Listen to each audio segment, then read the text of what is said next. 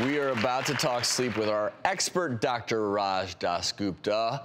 But these topics, this is very important.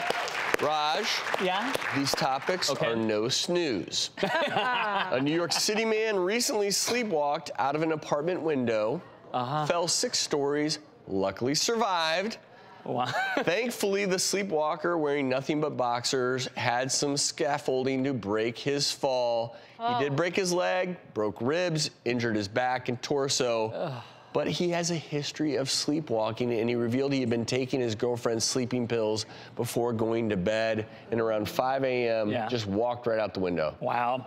Not good. Well, you know, when I hear a story like this, you know, in a nice way, I'm always like, well, how much alcohol did he or she drink, or what sleeping aid they shouldn't have taken to begin with? And in this case, it wasn't even his. And that's so there's always something that they've taken. And you know, we'll take one quick step back. Sleepwalking is a parasomnia, and these are unwanted behaviors that happen. And let's say it wasn't this individual. It was actually maybe a child. I mean, children have nightmares, night terrors, sleepwalking. I really wouldn't even give a second thought because it happens, you know? But when you become older in age and you're having repeated episodes, you gotta look for those secondary causes, which people are gonna ask me, what are they?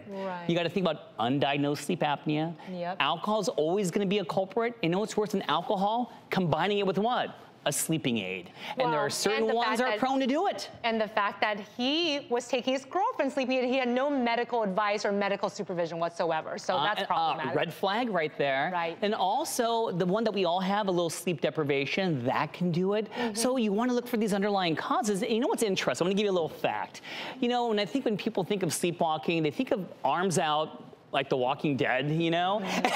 And the truth is, these parasomnias like sleepwalking happen in a stage of sleep where you're somewhat aware of your environment, and that's why they have sleep cooking, sleep driving, they're kind of on the internet a little bit, versus ones that happen in this REM sleep. They could have these parasomnias that are unaware of the environment. They're the ones who are being chased by pirates on their ship and pretending they're flying. So it's interesting. It doesn't go with the stereotype. How awesome would it be if your significant other sleep cooked? And every morning you wake up and there's a magnificent breakfast waiting for both of you. Is there a way we can like train our significant others to do that and then deliver it to our bed and then wake us up with a smell of waffles and eggs and bacon? So overall, what best to keep safe? What's the best tip?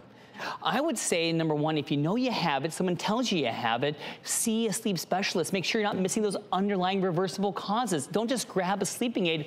We saw what happened. And you know what's at the beginning of sleepwalking? Tell me if anyone had this, a bed partner. They kind of sit in their bed up in the middle of the night, and they mumble a couple words and go back to bed. And you're like, do you remember you did that? They're like, no. That's called a confusional arousal. That's the entry-level sleepwalking. If we let it play on, God knows what they would do. So protect themselves, protect others, be safe.